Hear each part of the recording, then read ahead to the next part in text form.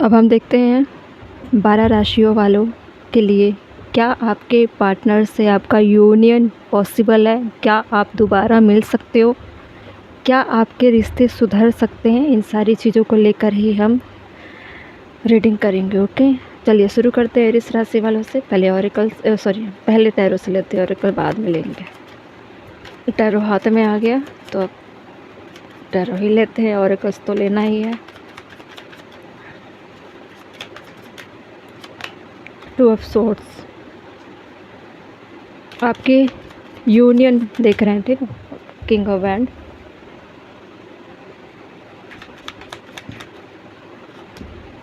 Princess of cup, queen of cup है, और है एस ऑफ स्वॉर्ड्स। ओके, अगला एक कार्ड और लेते हैं, 5 ले लेते हैं। नाइट ऑफ कप, राइट हो गया। बॉटम में एस ऑफ वैंड, हम देख रहे हैं आपके रिश्तों में यूनियन जो सेपरेशन में चल रहे हैं उनके लिए। ओके,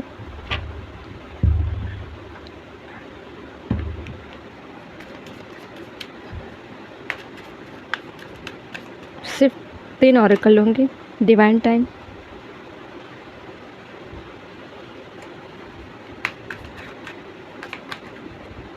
इनर नोइंग, और अगला क्या है, डिवाइन अलाइनमेंट। अब आपको समझ में आ गया होगा करना क्या है आपको। बॉटम में हिडन ट्रूथ, कुछ सच्चाई है जिसे जानने की ज़रूरत है ना। आपको भी ऐसा लग रहा होगा बार बार आपके रिश्ते टूटते क्यों है, झगड़े क्यों होते हैं, सेपरेशन में क्यों चले जाते हो, रीज़न क्या है, आखिर दोनों के बीच का मसला आखिर है क्या।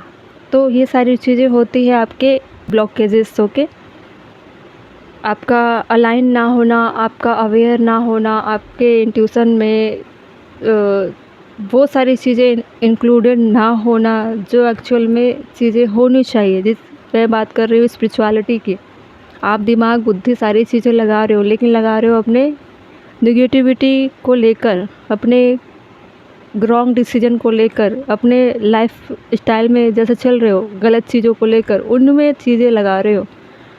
सही पर्पस, सही लाइफ स्टाइल कैसे जीना है, कैसे अपने इंट्यूशन को यूज करना है, वो आप नहीं कर रहे हो और अभी तक आपने नहीं किया है। क्योंकि हिडन ट्रूथ आपको यही जानने के लिए बोल रहे हैं बार बार कि अपने इंट्यूशन से रिसीव करिए उस सच्चाई को जो छुपी हुई है, रिवील करिए, और बहुत जल्दी रिवील हो जाएगी अगर आप अपने आप को अलाइन करते हो, सच्चाई जानने का प्रयास करते हो। सच्चाई अगर जाननी है तो डिवाइन से आपको कनेक्ट होना पड़ेगा, ठीक है। अपने हायर फ्रिक्वेंसी में आना पड़ेगा, अपने आप को इन्हांस करना पड़ेगा। थोड़ा सा सेंस ऑफ ह्यूमर आप जो यूज कर रहे हो अपनी लाइफ में, अपने रिलेशनशिप को लेकर, वो सिर्फ भाग रहा है नॉर्मल लाइफ स्टाइल को लेकर।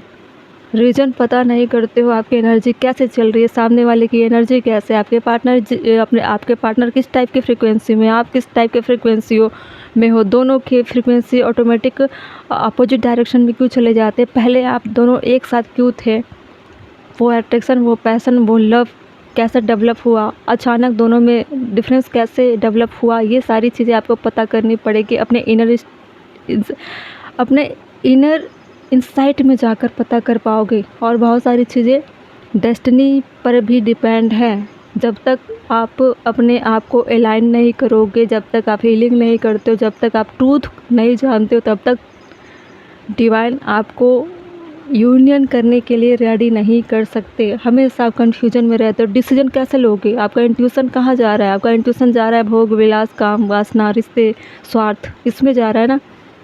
धैर्य की कमी है बहुत ज़्यादा, हमेशा कन्फ्यूजन में चलना, 2 लोगों को साथ में रखना, 2 लोगों को हमेशा अटका कर रखना, उलझा कर रखना, तो आपकी फ्रीक्वेंसी जा कहाँ रही है।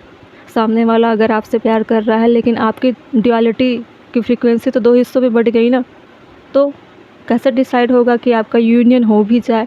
आप विकल्प बनाकर रखोगे तो वो सच्चाई है कहाँ उसमें।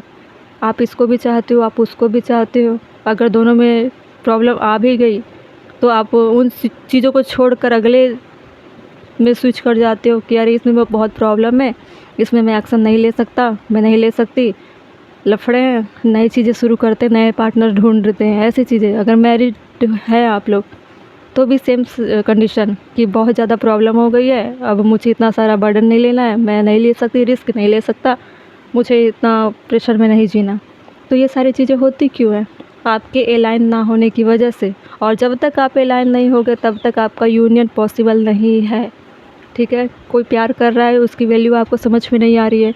आप के लाइफ में प्यार की मीनिंग है डिजायर, लस्ट, है ना? एसोवेंट्स जानते हो, फायरी एनर्जी होती है। जिसे प्यार समझ में आता है तो उसकी मीनिंग है कि अपने आप को किस तरह से खुश रखें। सिर्फ खुद को खुश रखने की चीज़ों को आप प्यार समझते हो। सामने वाला खुश है या नहीं है, परिवार खुश है या नहीं है, आपके वजह से सामने वाले के लाइफ में क्या प्रभाव पड़ता है, इसका आपको मतलब सोचने की क्षमता नहीं है आपके अंदर। अपने आप के लिए ही आप लोगों से प्यार का अप्रोच लेकर जाते हो या रिसीव करते हो। फ़ायदे देखते हो कि मुझे क्या फ़ायदा हो सकता है, तभी आप चीज़ों की तरफ आगे बढ़ रहे हो। तो इंटेंशन कैसा है आपका? गलत है तो यूनियन कैसे होगा? नहीं होगा। इसलिए सेपरेशन होती है। जब तक यूनियन की डिमांड करोगे, है ना, और इंटेंशन गलत है तो यूनियन पॉसिबल कैसे होगा? खुद को अलाइन करिए, जानने की कोशिश करिए कि लव का मतलब क्या होता है, क्यों करना चाहते हो यूनियन? सिर्फ अपने डिज़ायर को कंप्लीट करने के लिए करना चाहते हो कि अभी अकेले हो, या आपकी फ़िज़िकल नीड पूरी नहीं होती इसलिए यूनियन चाहिए? तो ऐसे में कभी नहीं हो सकता है यूनियन, ठीक है? आपको क्लैरिटी लानी पड़ेगी। आपका अप्रोच बहुत उन लोगों के तरफ भी रहता है। आप किसी भी इंसान को अपनी लाइफ में लाने का प्रयास करते हो तो प्यार का अप्रोच करते हो, और हर किसी के लिए करते हो कि जहाँ से मुझे फ़ायदा हो जाए, मैं अपनी नीड कंप्लीट कर लूँ, है ना? एक लॉन्ग टर्म तक लेकर चलना रिश्तों में नहीं है, सिर्फ प्लेयर टाइप की है। और चाहे आप मैरिड पर्सन क्यों ना हो, दोनों सिचुएशन में, चाहे किसी भी सिचुएशन में आप यूनियन चाहते हो, जब तक आप परफेक्ट खुद के लिए नहीं बनते हो तब तक यूनियन पॉसिबल नहीं है। आपको खुद में जानना पड़ेगा उस सच्चाई को। Align with higher frequency to enhance your intuitive sense, ठीक है? डिवाइन टाइम पे डिपेंड है, पहले भी मैं बता चुकी हूँ। Everything unfold into its time, trust with universe timing. Divine जब चाहेंगे तभी होगा, लेकिन आपके गलत तौर तरीके से यूनियन पॉसिबल नहीं है। तो एरिस राशि आपके लाइफ में यूनियन पॉसिबल तब होगा जब आप स्पिरिचुअलिटी के रास्ते में जाकर सच्चाई जानते हो, खुद को अलाइन करते हो और प्लेयर एनर्जी से निकलते हो, तब पॉसिबल है। ओके।